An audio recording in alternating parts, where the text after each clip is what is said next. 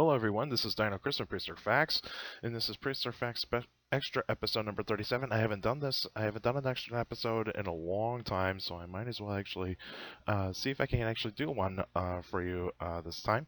And this will be on Paleontology on 2020 so far. So these are actually my favorites so far. Now there's plenty of others that are out there that have actually could have made the list, but these are mostly dinosaur focused. And so let's actually get right to it, shall we? And we're going to start off with new species of dinosaur. Otherwise, a dinosaur that we all know, but is actually given a new subspecies. So we'll actually start with Allosaurus jimmadseni. And so Allosaurus jimmadseni was actually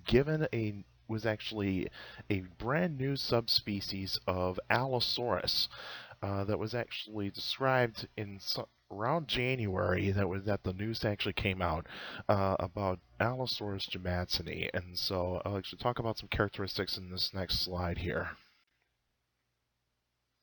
So Allosaurus jimmadseni was actually basically given that name because of the skull. One of the skulls that was actually found, I believe, in Utah, was actually found in an area where the rocks were so radioactive, and so the radioactivity of the skull is actually kind of pretty significant amongst this discovery, but also it's another type of skull of Allosaurus.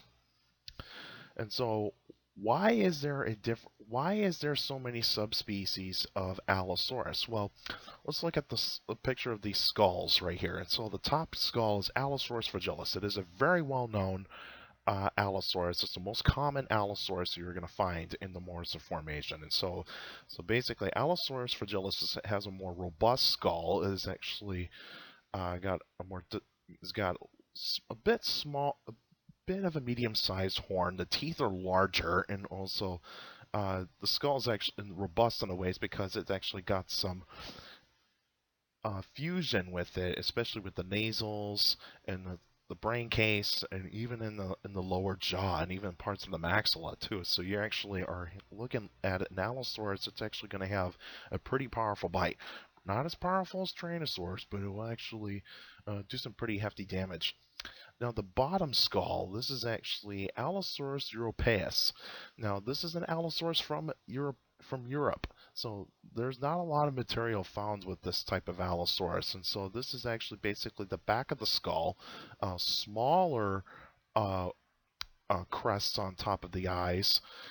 So this is probably going to be a large Allosaurus.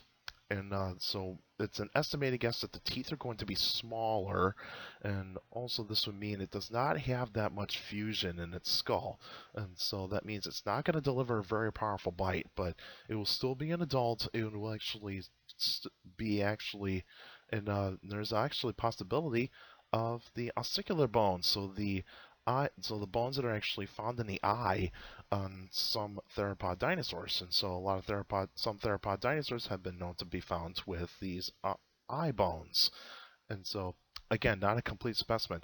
And so the middle skull is Allosaurus jimmadseni, and so it's a longer skull and much more narrow skull, and the crest is actually going to be much larger, and so this would probably be an animal that probably would not have as powerful of a bite force as Allosaurus fragilis, but it would actually have very medium-sized teeth. So it's actually going to have pretty significant slashing wounds to the prey. Now this is actually basically the brand new skull and specimen. So this is actually Dino 11451 or 541, excuse me, 11551 or 41, excuse me. Why can't I say 41? And so anyway, moving on. So this is actually just the new species. Now on this picture you actually will have the two specimens of Allosaurus jimmadseni, but there's probably other ones out there. So this top one is actually the brand new specimen, and so it's actually a fairly complete animal. And so you got majority of the front half, so the skull, neck vertebrae, the arms, shoulder blade, the ribs, the gastralia, uh, the vertebrae for the back, the legs, and also the hips, and the base of the tail. And you got the end of the tail too. So the middle section of the tail is still missing, but it's actually a really complete animal. It's just that it's probably going to be a little bit more on, to say, like the 95% complete. And then below, this is Big Al. This is the original Big Al, and so Big Al is going to be a bit larger than the new specimen. And so Big Al, of course, is very well known for having all those injuries that is actually seen in the skeleton. And so a Big Al is a bit larger. It's only front, so basically the front half of so basically from the skull all the way down to the first couple of tail vertebrae on the base of the tail that actually have been found, but there actually has been more pieces of Big Al that have been found, but this is probably a little bit kind of over dramatized in terms of like how much of the animal has been found, but it's actually a pretty unique specimen. And so yeah, and so this actually would make the case is that there's more Allosaurus subspecies out there, but also this could actually lead to some controversy. Basically, if there's really another subspecies of Allosaurus out there, or could this be actually a difference between genders? Could the males or females actually have? I would probably say the females would probably have the more robust bones, whereas the males would probably have the not as not as robust bones, but even though they'll actually be strong enough to actually hold their own. But it's still a bit, still no more research needs to be done about these kinds of subspecies, or otherwise could there actually be, or this is possibly going to be changes to the animal that ultimately goes on throughout time to actually adjust to the environment. And so that could actually be the case of why there's a couple of, probably a few subspecies of Allosaurus that are out there. So let's move on to a new Tyrannosaur.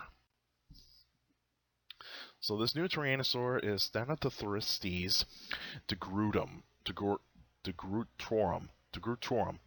And so this actually is a brand new Tyrannosaur that was so this is basically the size of the animal.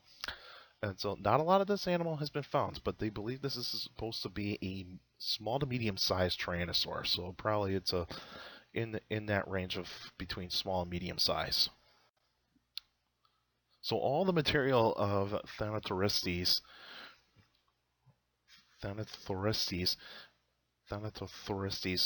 is basically the skull. Bits of the skull have mostly been found. So bits of the lower jaw, the part of the maxilla, and the back of the lower jaw, and a couple of bones, basic part of the top of the nasal, back of the nasal, excuse me, and a few other parts of the skull. So this is not a complete animal. So this is basically probably about 2% of the animal. And so this is actually not that much of the animal that's been discovered. And so what makes this a new Tyrannosaur? Well, first and foremost, there's grooves on the maxilla that would actually suggest is that this is actually a characteristic of this Tyrannosaur. So a physical feature on this Tyrannosaur that would actually make it more like that it's got these ridges on the maxilla area. And also, of course, the teeth are actually very robust, so they can crush bone, and it's a probably more solid skull, and it's part of the Daspletosaurids family. And so now the Daspletosaurids are actually going to get their own type of subgenre of Tyrannosaur, so it's actually going to be Daspletosauridae.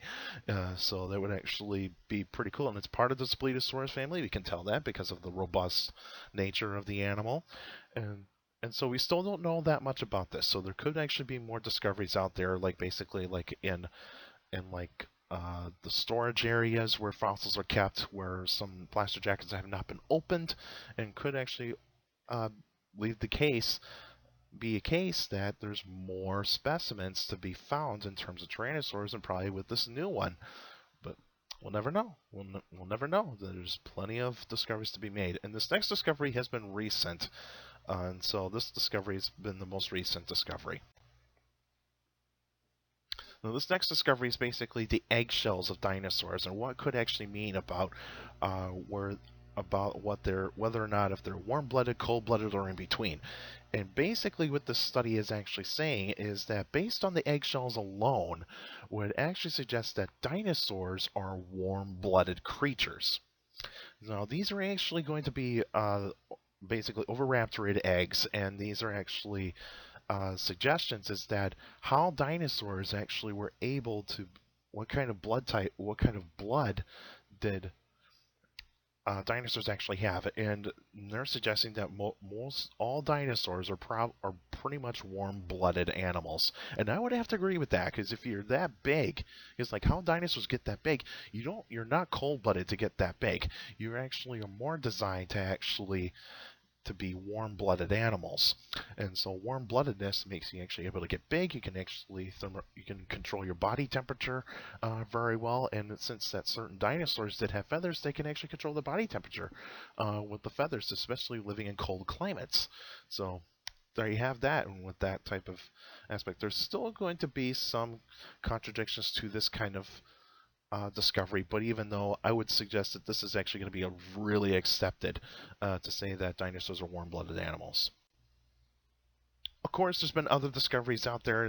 Basically, this is just going to be a bit short, and so there's been a new Tyrannosaur that was discovered in China. I don't know what the species name is, but that's actually that's something new. Sauropod footprints found in Texas that actually suggests is that sauropods actually walked on their front limbs if they were in water, and so that actually kind of is pretty interesting. So that would actually suggest is that they didn't always actually walk on four legs if they were in water, but that would probably be more likely if they were in shallow water if they had to walk on all four limbs. But if they were in deeper waters, they probably could use their front limbs. Now, I'd say this is only used for taller sauropods, not really for the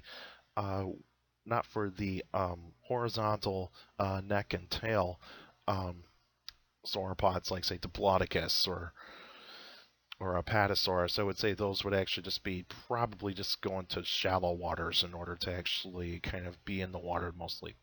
And of course, a new Titanosaur found in Ecuador. And then you actually have a Jurassic basal dromaeosaurid, and this actually might indicate that dromaeosaurs were actually around a lot longer than what we would actually expect. And I would agree with that. I would say that the ancestors to dromaeosaurs were actually probably in the Jurassic. And so, yeah, that could actually be more and more discoveries are going to be out there in 2020, but this is only 2020 so far. So this is basically in the past month and a half. So you get the idea with this. So hopefully I can do a top 2020 paleontology discoveries. They'll probably happen in January of 2021. So stay tuned for next year to actually see that. And probably a couple of these discoveries could actually be in my list. So here's some ideas for you guys to actually know about what's going to happen with extra episodes. So each month there'll be a brand new extra episode. So each month there'll be a new episode, and so you guys keep up to date with that and comment about it. And give me comments like on my Facebook page or otherwise in YouTube to actually give me paleontology topics, news that is actually out there, or I can review a movie that actually has dinosaurs or any paleontological creatures, a book review, basically scientific books. I want to actually review scientific books and etc. Anything you want in terms of paleontology that I could actually do in terms of an extra episode. And of course, I will be going to a couple of museums possibly sometime this year to actually kind of give my reviews on certain museums that are out, that I would actually be going to, and so you guys keep up to date with that. And of course, you can email me some of those ideas too at dinochris71@gmail.com, and of course on the Facebook page, Prehistoric Facts with Dino Chris. And so can leave your suggestions on there. And also for YouTubers out there, feel free to like each video, subscribe to the channel. That helps me out a lot. And also comment and basically leave me your questions about any good scientific questions out there and all that. And also leave your top suggestions for extra episodes too. And you also can follow me on Twitter at CSGRALL. That's my Twitter page. I post pretty cool stuff on there. And so this is actually it for the extra episode. And so special episode on Stegosaurus will be coming up pretty soon, and so stay tuned for that, and I'll see you guys in a little bit.